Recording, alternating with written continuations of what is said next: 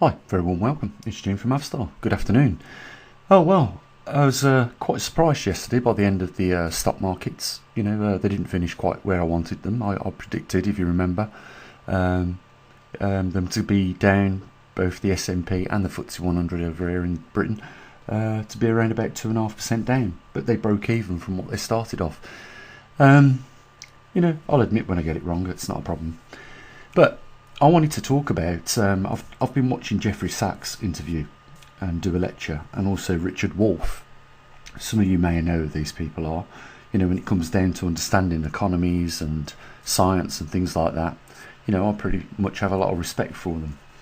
And what they're talking about is Donald Trump. And Jeffrey Sachs just says quite off the bat, clearly, Mickey Mouse is much better than Donald Trump at economics. And I largely agree with that, because the Americans still haven't worked out what's happened. Can you believe that? They've been pacified. If Donald Trump, before his election, before people voted for him, said, I'm going to put taxes up on the American people by 25% so that we can pay down some of this national debt that we've got, which is almost creeping up on 37 trillion at the moment, as you can see. If he said that, he would not have been voted in. So what's another way of doing the same thing but calling it something different? Some of you may know. It's called a tariff. The tariff, if it's 25% like it is for Mexico and Canada, is going to be a 25% tax. I said this months ago, didn't I? If you've been following. I said, oh, whoa, hold on a minute. A tariff is a tax on the American people. They're shortly to figure this out. If they haven't got the grey matter to figure it out, then they will realise it when they go to buy coffee and other imported goods, because Donald Trump has almost put tariff on every country in the world to make sure that the taxpayers in America pay the tariff bills, which is a tax. It doesn't affect anybody else other than the American purchaser. And what he's done is he's put such a colossal tariff on China, of 245% now, knowing that a lot of imports come into America so that the Americans can enjoy the benefit of, an alternative product to start with, but a much cheaper one. And that's simply because the wages in China are much cheaper than they are in America. Now, Donald Trump says this is to encourage factories to come back to the United States. But think about that. You've got a minimum wage in the United States, which is massively over the amount of an average wage in China. So you aren't going to be able to produce, say, an umbrella like China is for £5 because you can't match their labour costs. So if you set up an umbrella factory in America, you've got to pay minimum wages. So the umbrella used to cost £5 to make in China and be imported to the Americans. They could buy an umbrella, and let's face it, an umbrella is an umbrella. So long as it keeps the rain off you while you're walking down the street, it's doing its job. Now, the difference is, do you want to pay £100 for an umbrella, or do you want to pay $100 for an umbrella, or $5 for an umbrella? I think you would agree with me that the $5 umbrella does the same job as what the $100 umbrella does. The only difference is that it costs more to manufacture in America. And that's why, there's the big thing, that's why these tariffs aren't going to bring back industry to America like Donald Trump expects. I don't know who's advising Donald Trump, and I want to make it clear to American people that, when I said months ago that you're going to be hit with 25% tax, and everyone in the comment section was saying, you're crackers, you're crazy, you're having a laugh, aren't you? They're starting to sober up to the reality of what I was saying 2 months ago, because I was 100% right. And I was one of the first to come out and say, I said, that's a tax on the American people. Who pays the tariff? The American people. So, when you go into Starbucks, like Richard Wolff says, and your daily morning fix of coffee costs you $25, it's because of Donald Trump putting tariffs on importers on the exporters, but you are the ones that pay the tariff, not the exporter. You. All as it does for the person that's importing into America is increase the cost of the product. That's all it does. You know, when it comes to retail, it just increases the retail price. And that's, you know, they want to keep the price down as best they can, because, you know, if you've ever been in sales or business, you know that the two main competitive lines are the cost of the product. You can compete on cost, or the quality of the product. You can deliver a far more superior product than, you know, the cheap one, let's say, or the less superior. But, you know, that's where we are. Tell me something. You know, Donald Trump said he's reduced the cost of eggs. Tell me, have the price of eggs gone down? And is that really the biggest problem in your life at the moment, the cost of eggs? Because what about everything else that's going to go up in the next month or so that you'll notice? If you're in America, you will notice it. It's not just the fact that Donald Trump, with these tariffs, has found a sneaky way to tax the American people. What he's also done is crippled the confidence of global e-commerce or global business. And that's why the stock markets are being affected. It's because of the unsurety of whether, you know, this week there's going to be tariffs, next week they're going to be dropped, and then the week after that there's going to be 100% tariffs. Nobody knows, because he's created insecurity in the market. You don't run your country like that. There is, and that's what's new about. That's the only thing that's new about Donald Trump, is that he's come out with this crazy idea, thinking that this is going to solve problems. Well, all I can see is the national debt constantly going up, and, you know, savings per taxpayer, nearly $3,000 so far. Tell me something honestly. If you're an American, have you had a saving of $3,000 yet? Here's another thing. If Donald Trump said, I'm going to bring down the taxes, and next month he reduces it by 5% across the board, you're still 20% worse off. Do you understand? With the tariff costs, the tariff tax. It's a stealth tax. It's not called a tax, it's called a tariff. And a tariff, according to Donald Trump, is not the same as a tax, but it absolutely is 100%. Ask any mainstream or, you know, social media economist, is a tariff a tax? They'll tell you clearly, yeah. Who's going to pay it? They're going to say American people are going to pay it. What I'm saying to the American people is, I understand why you voted Donald Trump in, because all the others have just fleeced you, and there you are, ending up with a $37 trillion debt and over 100 trillion in borrowed money. You know, that's all the citizens' debts piled up together. It's over 100 trillion. But your country's insolvent, just the same as ours is. Or should I say, technically, it's bankrupt. Yeah, when you haven't got enough money to pay your bills, you are bankrupt. When you're insolvent is when people come to break down the assets of your country. That's when you're insolvent. You know, when the courts grant, you know, permission for bailiffs to come in and start removing factories, you know, things that are worth money, like oil. You know, the claims for oil and minerals, you know, get sold off to pay for the debt. This trade war that America's got at the moment, you know, if I'd have been China, I would have just left Donald Trump to put his 125% tariffs on. I wouldn't have responded, you know, the Chinese have. But when they did, all they did was, you know, bring back the tariffs to China. So now China have to pay a tariff or a tax on the imports. But I don't think America import that much to China, because they're pretty much self-sufficient. And a lot of people are saying that, you know, this is going to break the back of China. Well, from what I can gather from Jeffrey Sachs and Richard Wolff, the American market was worth around about 12 to 15% to China. And all they're going to do is they're going to divert that now to other countries around the world, all those goods that they've got. Yes, it has caused a lot of companies to go bankrupt in a very short space of time in China. But, that will rebound in a period of time.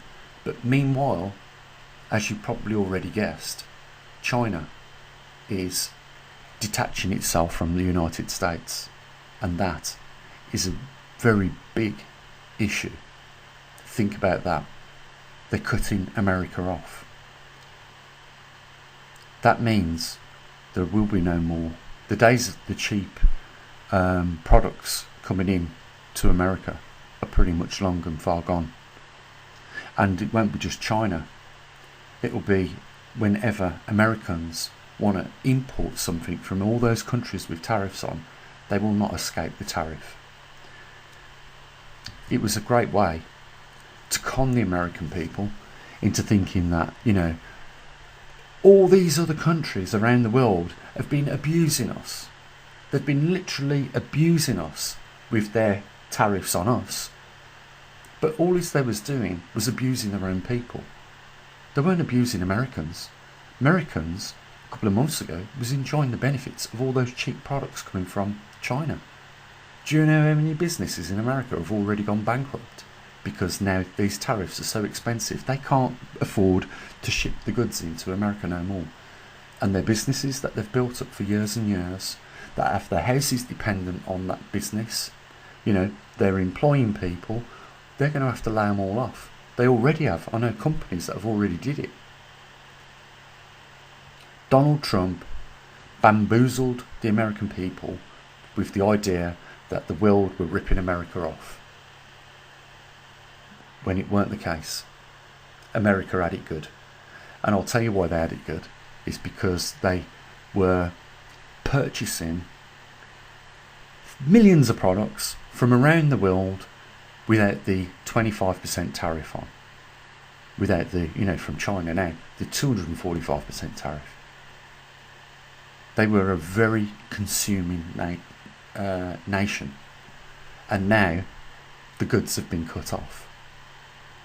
And the uncertainty within the businesses right now in America and around the world where it's been affected, there is a lot of uncertainty, and obviously it's going to have an effect in the stock market. And if you look at the stock market during those 2 days when the stock market crashed, when I said, oh my God, on a Friday evening, I said, look, I'm going to give you 72 hours notice. When them stock markets open on Monday, they're going to crash. Lo and behold, they did. That was on the announcement of Donald Trump's tariffs the first time. And it collapsed. And when it collapsed, do you know how much he lost? Go and look into it. He lost the top 500 companies and a lot of other American companies $10 trillion.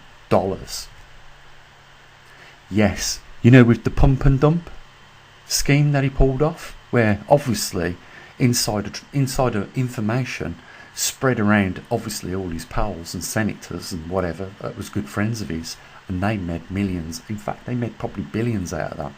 The pump and dump managed to recover around $3.5 trillion back to those companies, and waxed the pockets rich of a lot of other people that were connected to Trump during the 2 hours notice that he gave before. And we know he done that because he said 2 hours before, it's a great day to buy. What do you think he was hinting at then? He knew he was going to call the tariffs off, and he knew how the markets were going to react.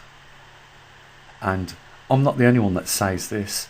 There are thousands of other economists around the world saying, you know what, we're dealing now with a very, very corrupt United States of America. And we are. He has spat in the face of his closest allies. Canada, Mexico, the two countries he borders with. He has upset both of them, as well as other nations around the world. But what have we done? What has the UK done? Nothing. And that was the smartest thing to do. Do nothing. Because if you do, you're doing it to your own people. If not David Cameron, if Keir Starmer had have, slapped tariffs back on America, could have triggered another war like similar to China, what's happening. But guess who would have been at the brunt of those tariffs? The British population. So it was the smartest thing to do by not, retaliating in adding tariffs. Maybe in other methods, yeah, but not adding tariffs. What has China done now? They've imposed 125% tariff on America, but really they've imposed it on their own citizens, and they're already living shoestring to shoestring. There's a talk in China where there are websites showing people how to eat tree bark. Something you'd never ever see in a Western country. Such a method of survival. There is an actual video out there showing people how to grind the bark up into a flour and then make a bread with it. Would you believe? So, you would never see Americans doing that. So we are where we are.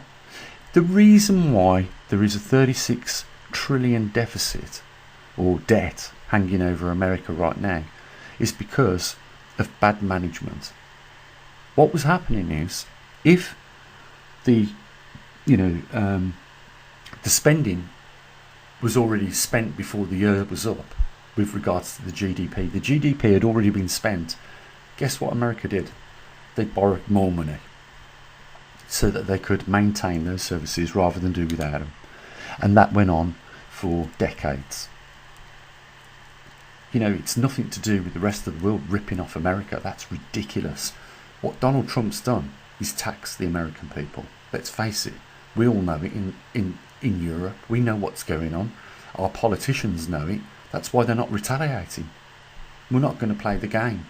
We're not going to punish our people by taxing them more. If Donald Trump wants to go ahead and punish his people, well, let him carry on. If we want to harm America in other ways, then we can. Europe have got, I know America's got an airline manufacturer, Boeing, but we've got one over here as well. I'm just trying to think of the name of it. Airbus.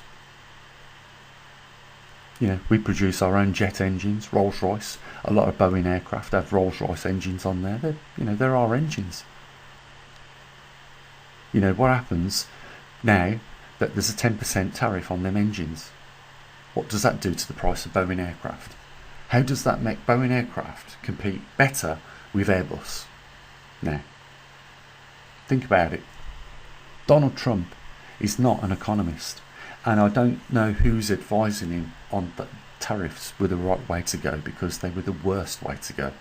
And he said, a few months ago, we've also got, because of, people want to manufacture now in the United States, we've also got people that are prepared to invest $6.5 trillion. Well, guess what? In the last month, Donald Trump has cost the American top 500 companies 7 or 8 trillion. I'm not making these figures up, guys. Do a bit of research. It's easy. There's plenty of people, very credible people on YouTube that you can watch a documentary. Richard Wolff will tell you. Jeffrey Sachs will tell you. Jeffrey Sachs done a good video a couple of days ago, where he was being interviewed on stage, telling people, what Donald Trump was actually doing and what he thinks of Donald Trump, because he doesn't think he's got much of a clue. And, I'll tell you what Donald Trump's more concerned about. If you look at the recent videos and press releases from the Oval Office, have a look what's on his coffee table. Well, what's that all about? Is that the new Air Force One that he's been crying to Boeing to get finished for him? And I heard him say he'd ordered 2. Not 1, but 2. You see, whilst he's in presidency, he is almost like a king. And that's why his only orders are coming from emergency executive orders. They're not going through the proper correct channels like they should do. They're emergency orders, and that's how he's running things. He's running it quite clearly as though he's the king. And that's his demeanour that he shows off. That's his his aura that he gives off. He believes that he's the king. I think that, you know, I worked it out years ago before Donald Trump won this second election, that what he liked when he was in first term was the respect that the armed forces and the secret services give him. And it was something that was completely unaccustomed to what he'd ever received before. Yes, he was a billionaire and he had, you know, luxury service, but he didn't have respect to the level he has when he's a president of the United States. You know, when he gets on those helicopters on his lawn, you know, there are soldiers there, Marines there, saluting him before he gets on the Air Force One. You know, that sort of thing is there. You know, before he goes anywhere in his vehicles, chauffeur driven, in the Monster, is it called, or the Beast, you know, he is escorted there by an entrees of cars and Secret Service. You know, that's what Donald Trump likes about the job, nothing else.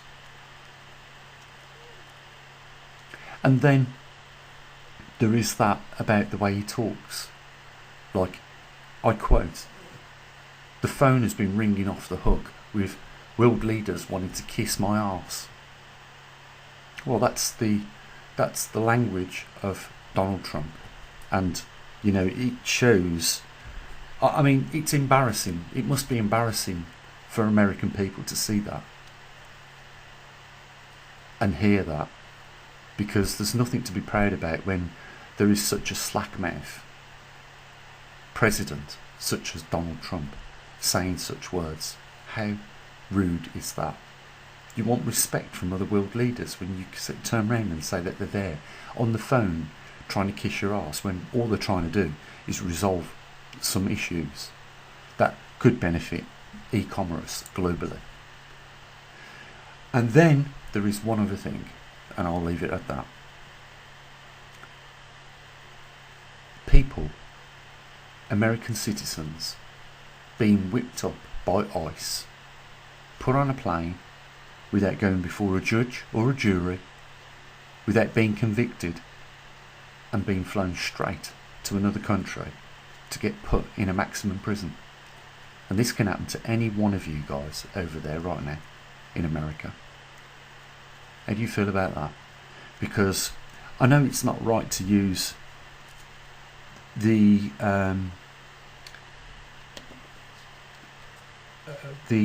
what's the word I'm looking for? God. You can't connect Donald Trump with Adolf Hitler, because Adolf Hitler was a complete, total, different kettle of fish, so to speak. But Hitler did ship people out of Germany to Poland, to the death camps and the prisons. If they were fit enough to work, they were put to work, and if not, they was just shot.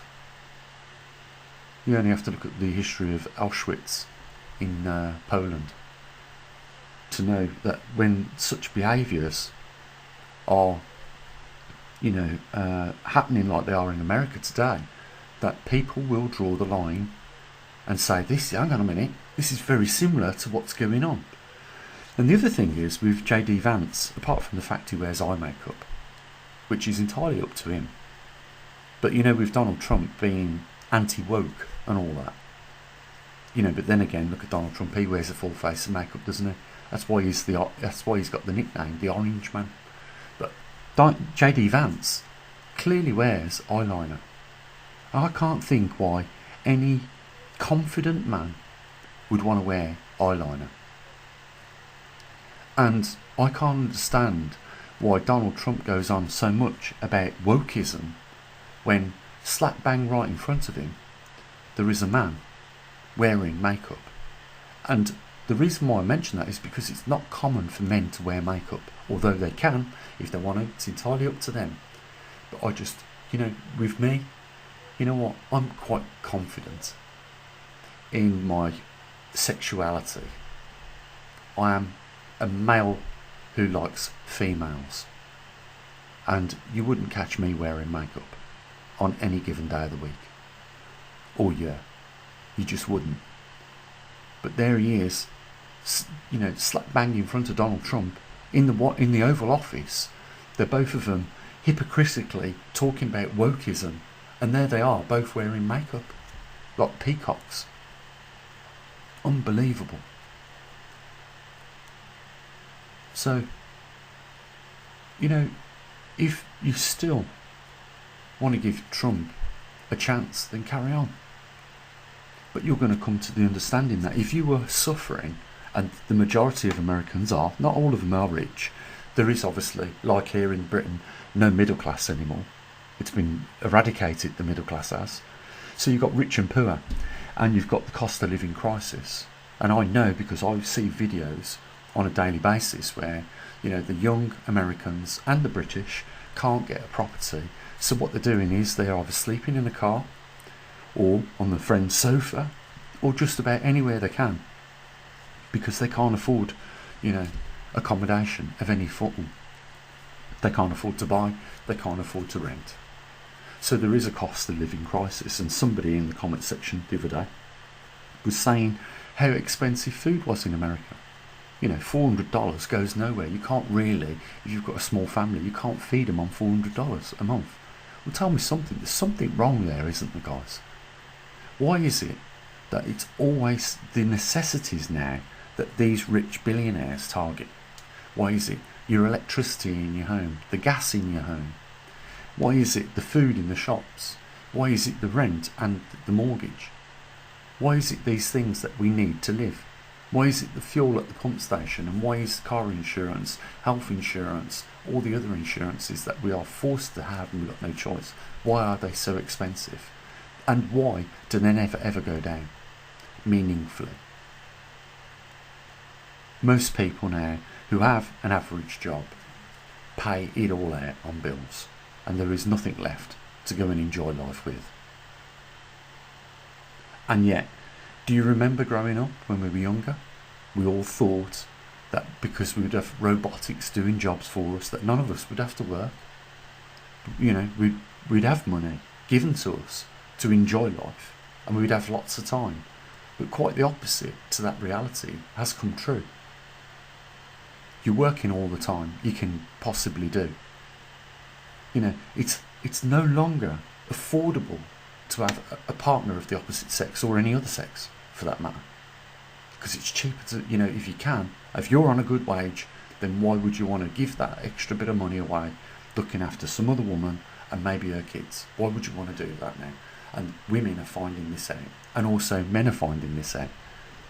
Women that are on good salaries don't want a man that's going to pull them back like a cannonball, and men likewise the same. And there's a lot of people, if you have a look on social media, that are actually complaining about it, that they can't get a partner, and that they're in their late 30s, and that men aren't, or women aren't interested in them. Well, it's because, you know, the financial burden of it. That's what it is. Nothing else. And just think about this. What relationship is worth having in the first place? In any case, in my view, if money is the main considerate. Isn't it supposed to be about love?